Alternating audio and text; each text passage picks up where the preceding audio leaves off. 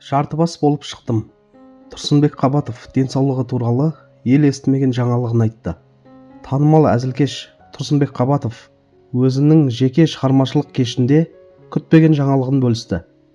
Бұл туралы Алаш.кз сайты хабарлайды.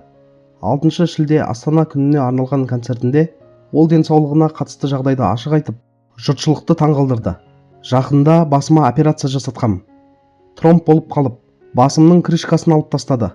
Осы тұрғанда алдарыңызға жартыбас болып шығып тұрмын. Арасында бірдеңелерді қайталап кетсем, түсінерсіздер, деді Тұрсынбек Қабатов. Құрметті көрермендер, Тұрсынбек Қабатовтың осылай ашық түрде өзінің денсаулығына қатысты жағдайды айтуы бір жағынан батылдық, бір жағынан көпшілікке ой салатын қадам екен. Әдетте сахнада үнемі көңілді, әзілмен көретін адамның осындай ауыр сынақтан өткенін есту әрине оңай емес. Жартыбас болып шықтым деп, оны да әзілге айналдырып айтуы, оның өміріне деген көзқарасының, рухының мықтылығының дәлелі.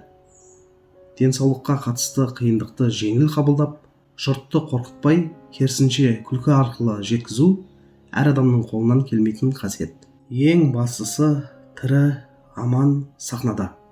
Себебі өнер адамын халық тек өнерінен емес, оның адамдық болмысынан да жақсы көреді.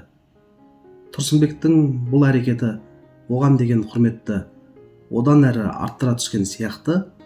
Шынын айтқанда, біз кейде сахнадағы жарқын бейненің артында қаншама күрес, ауыр сәттер жатқанын біле бермейміз. Бұл жаңалық денсаулықтың ең басты байлығы екенін тағы да еске салды.